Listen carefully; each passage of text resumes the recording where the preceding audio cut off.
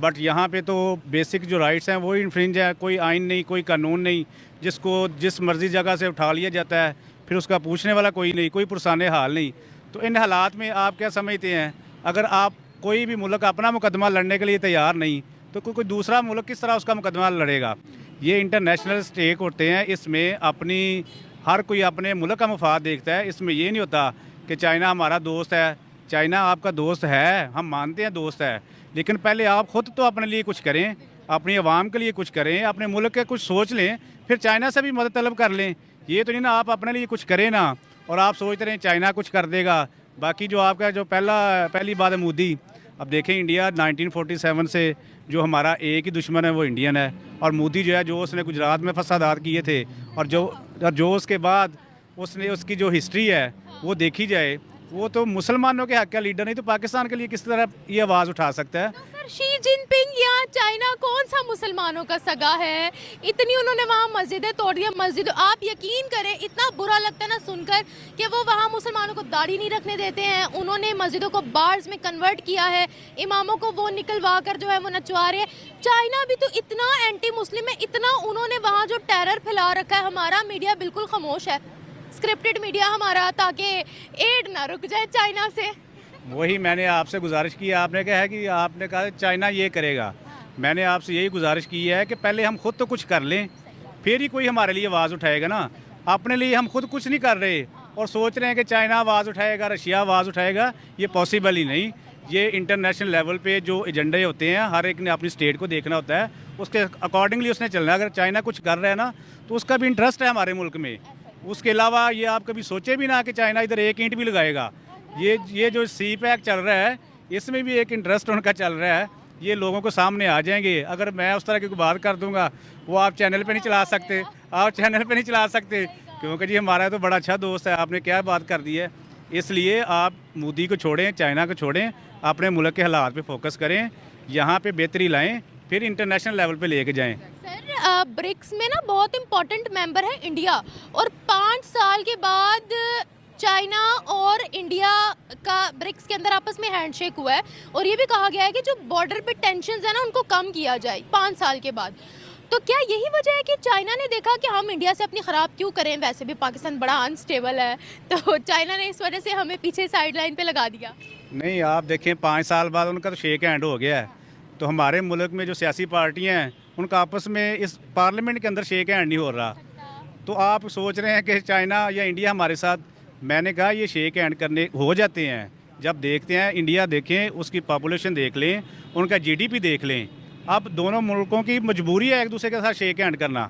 अब जहाँ पे हम कर्ज़े भी ले रहे हैं और साथ जो अपनी मतलब मेजर प्रॉपर्टीज़ है उनको भी लीज़ पे दे रहे हैं, तो हमारे साथ किसी ने शेक हैंड क्या करना है। यहाँ तो ये हो ना कि हम ठीक है कर्ज़े ना लें, फिर प्राइवेटाइजेशन कर दें, तो कर्ज़े तो कम अज़ कम ना लें। एक साइड पे आईएमएफ से कर्जा ले रहे हैं, दूसरी साइड प्राइवेटाइजेशन भी कर रहे हैं, और फिर कहें कि इंडिया जैसी जिनकी जीडीपी है, चाइना, वो हमसे शेक हैंड करे। उन्होंने शेक हैंड नहीं करना, उन्होंने कहना है कि जी इन्होंने तो हमसे पैसे मांगने शेक हैंड किया। तो आखिर सवाल सर आपसे पूछूंगी, फिर अब ये इंडिया की वजह से चाइना ने हमें खुड्डे लाइन लगा दिया, हम ये कहें फिर? नहीं, मैं ये नहीं कहूँगा कि इंडिया की वजह से चाइना ने हमें खुड्डे लाइन लगाया। हम अपनी हरकतों की वजह से खुड्डे लाइन है। हम मुल्क में स्टेबिलिटी लेके आएंगे, हालात बेहतर हो जाएंगे, गुर्बत में कमी आएगी, रोज़गार होगा, यहाँ मईशत चलेगी, तो हर मुल्क आपके साथ शेक हैंड करने के लिए तैयार है।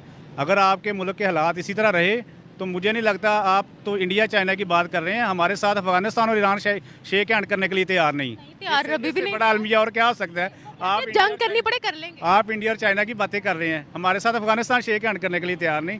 तो ये जो रियलिटी है, ये आपकी मेहरबानी आप लोगों के सामने लेके आ रहे हैं। तो ये सब लोगों को रियलिटी को फेस करना चाहिए, उसको समझना चाहिए।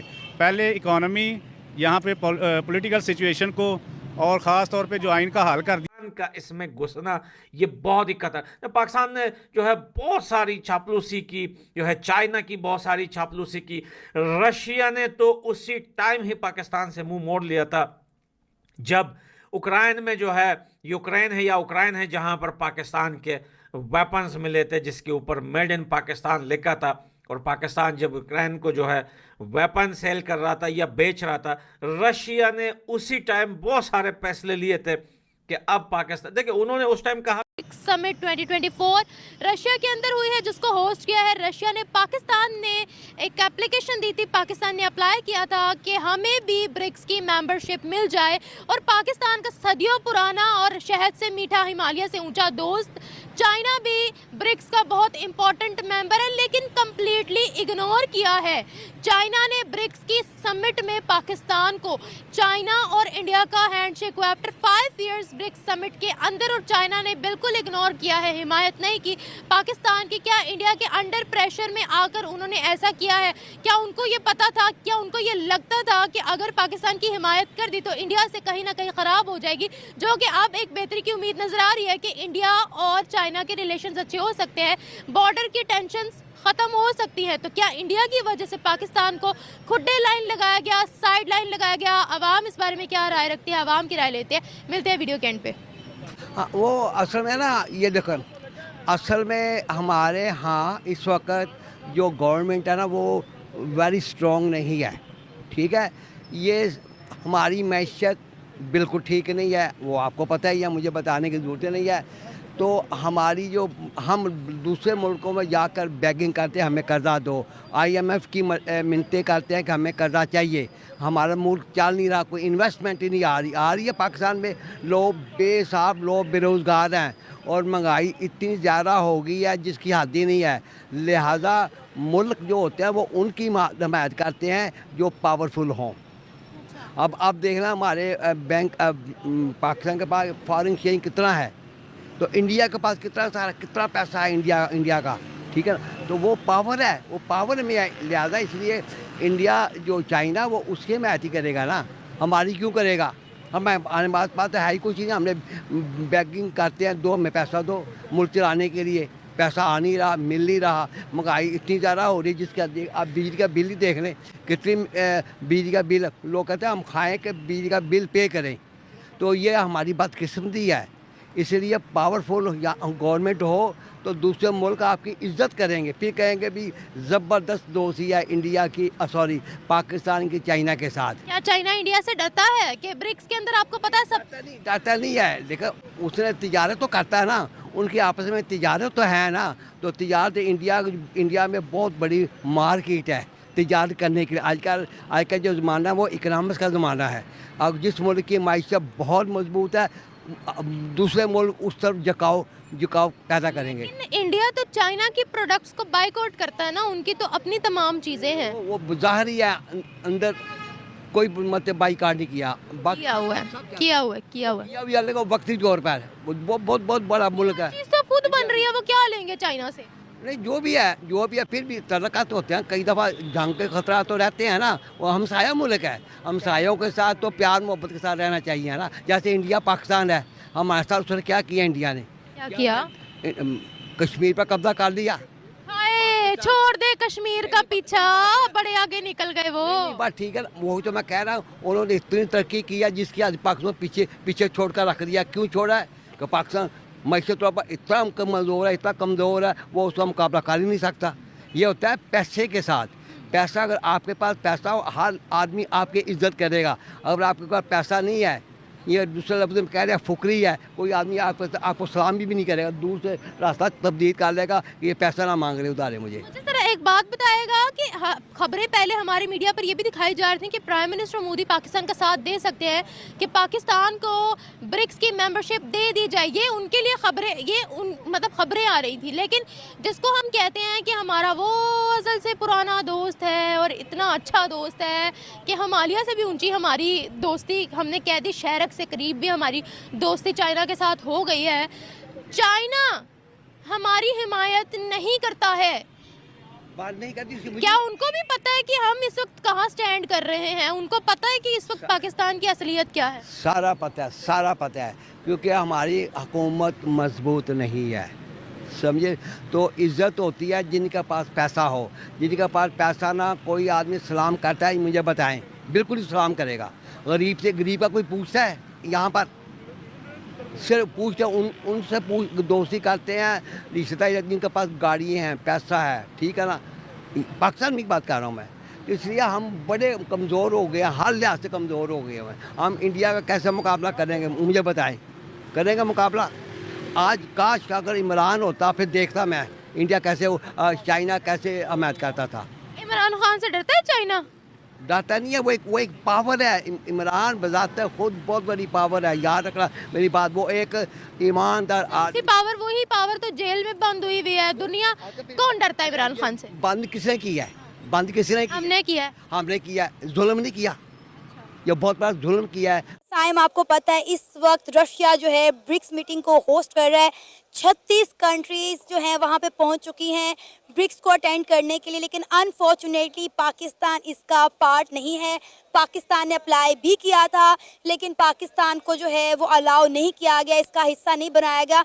नो डाउट पाकिस्तान जो है एज अ ऑब्जर्वर वहाँ पे मौजूद है, लेकिन ब्रिक्स का पार्ट नहीं है। क्या कहना चाहेंगे? कुछ ऐसी भी कंट्रीज़ हैं जो इकॉनमी वाइज इतनी स्ट्रॉन्ग नहीं है। इवन कि अगर हम बात करें तो ब्रिक्स में जो है 5 फॉर्मल कंट्रीज़ को ऐड किया गया है, लेकिन पाकिस्तान इसका हिस्सा नहीं है। इंडिया ने ये चीज़ G20 में भी की थी। क्या कहना चाहेंगे? मेरे ख्याल से ब्रिक्स के जो मेन मोटिव्स हैं ना, वो पहला ये है कि वेस्टर्न इन्फ्लुएंस को काउंटर करना। दूसरा ये है कि दुनिया में इनइक्वल डिस्ट्रीब्यूशन ऑफ वेल्थ जो है उसको काउंटर करना, कि न्यू कंट्रीज़ को प्लेटफॉर्म देना कि वो भी मर्ज करें। ठीक है, हमने देखा कि पूरा यूरोप जो है ना ग्लोबल मार्केट बन गया है, सारे डेवलप कंट्रीज़ हैं। और अगर एशिया की बात की जाए तो यहाँ पे मतलब अफ्रीका की बात की जाए तो यहाँ पे काफ़ी अनइवन सा चेंज देखने को मिलता है। तो उसमें यह है कि रशिया चाइना ये सब मिल के ये करना चाह रहे हैं कि एशिया को भी आगे लेके जाया जाए। ठीक है, तो जो तीसरी चीज़ है वो है काउंटर टेररिज्म के अगेंस्ट जो है ना पॉलिसीज़ और स्ट्रेटजीज़ बनाना। अब देखें इंडिया ब्रिक्स का पार्ट है। Brazil, Russia, India, China, south Africa. तो उसमें इंडिया का कंसर्न है कि पाकिस्तान जो है क्रॉस बॉर्डर टेररिज्म करता है। तो इस वजह से हम ये अनएक्सेप्टेबल है कि जब एक ऑर्गेनाइजेशन का मकसद ही काउंटर टेररिज्म है और एक कंट्री को दूसरे कंट्री से ये कंसर्न हो तो वो उसे पार्ट नहीं बनने देगा। बिल्कुल ऐसा ही। आपको याद होगा जब जून में चाइना ने ब्रिक्स को होस्ट किया था तो चाइना ने पाकिस्तान को इनवाइट किया था और इंडिया ने वीटो कर दिया था, यही कह के कि वो मुल्क जो हमारे मुल्क में आके दहशतगर्दी करे और हमारे लोगों को मारे, हम उनके साथ एक टेबल पे नहीं बैठ सकते। और आप देखें कि ब्रिक्स में आपने कहा कि दहशतगर्दी को काउंटर करने के लिए जो है काम किया जा रहा है, इस पर बात की जा रही है। और जब इंडिया ये बात कहता है कि पाकिस्तान हमारे मुल्क में आके दहशतगर्दी करता है, तो फिर पाकिस्तान ब्रिक्स का पार्ट कैसे हो सकता है? ये तो बहुत फिर मुश्किल है। बहुत मुश्किल है। हमने एप्लीकेशन दी हुई है और ब्रिक्स से फ़ायदे भी होंगे। जैसे उनका एक NDB है, न्यू डेवलपमेंट बैंक। ठीक है, उसके जो शेयर कैपिटल है कोई $100 बिलियन के रिजर्व्स हैं। ठीक है, तो कर्ज़े भी फराम करते हैं न्यू मार्केट्स को, इमर्जिंग जो इकोनॉमीज़ ऑफ द वर्ल्ड हैं उनको प्लेटफॉर्म देना। ठीक है, फैसिलिटेट करना। ठीक है, उनके लिए मतलब कोटा सेट करना। ठीक है, ये काफ़ी कंट्रीज़ हैं। ब्रिक्स की अगर बात की जाए तो ये 30% ऑफ वर्ल्ड GDP है, 40% ऑफ पॉपुलेशन है, कोई 32% एरिया के हिसाब से हो जाता है। तो बहुत बड़ी मार्केट है। जो भी कंट्रीज़ में इंक्लूड होगा उनको फ़वायद होंगे। रही बात पाकिस्तान की, तो हाँ ऑब्वियसली IMF ने भी यही कंसर्न किए थे कि यहाँ पे टेररिज्म होती है। ठीक है, अगर पैसे का देखा जाए तो फाइनेंस कौन कर रहा है ये नहीं पता चल रहा होता। बैंक्स की ट्रांजैक्शन को जो है रिकॉर्ड किया जाए। जैसे यहाँ पे डिफरेंट आउटफिट्स हैं उनको फाइनेंस कौन कर रहा है। ठीक है, और हर एक चीज़ का हिसाब रखना। अनडॉक्यूमेंटेड इकानमी है, ट्रांजैक्शन कहाँ जा रही हैं, ब्लैक मनी, ये सारी चीज़ें इनको करना पड़ेगा, टारगेट मीट करना पड़ेगा, तभी जाके पाकिस्तान इंक्लूड होगा। अब देखिए ना साइम, अगर हम बात करें पाकिस्तान की तो हमने सोचा था कि हमने SCO मीटिंग होस्ट की है, इंडिया के foreign minister doctor Ajay Shankar Pakistan आए हैं, तो यकीनन जो है पाकिस्तान को शायद इंडिया फेवर करेगा ब्रिक्स में, लेकिन इंडिया ने तो हमें घास भी नहीं डाली। नहीं, रीसेंट स्टेटमेंट आई हुई थी, उसमें कहा हुआ था कि इंडिया जो है अब इतना ज़्यादा वो प्रेशर नहीं डालेगा। हाँ, मतलब आपस में कोई इनकी अंडरस्टैंडिंग डेवलप हुई है जिसकी वजह से ये लग रहा है कि अब इंडिया वो एग्जर्ट नहीं करेगा अपना प्रेशर जो है ना। तो मुझे यही लगता है कि पाकिस्तान वेरी सून उसमें इन होगा। अच्छा, ब्रिक्स की बात की जाए ना तो अगर डिफरेंट कंट्रीज़ को एक दूसरे से कंसर्न है ये एक अलग टॉपिक है। दूसरी बात यह है कि वेस्ट को हमने काउंटर करना है। सबसे बड़ी बात जो US डॉलर है उसकी जो मोनोपोली है उसको ख़त्म करना है, वेस्टर्न इन्फ्लुएंस को कैटर करना है। ठीक है, ये नहीं है कि दुनिया में वही सुना जाएगा, दुनिया में वही एजेंडा आगे बढ़ेगा जो वेस्ट चाहता है। जैसे डेमोक्रेसी है, लिबरलाइजेशन है, सेकुलरिज्म है, हर कंट्री का अपना पॉइंट ऑफ व्यू है। ठीक है, डिफरेंट एथनिक कल्चर्स हैं, जहाँ पे डिफरेंट रिलीजन एग्जिस्ट करते हैं एशिया में हमारे ना।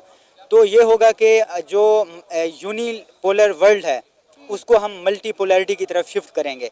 ब्रिक्स का मकसद यही था, ठीक है, कि ये नहीं है कि बस यूनाइटेड नेशन और अमेरिका ही फैसले कर रहे हों, ये जो एशिया है ये भी कंट्रीब्यूट करे।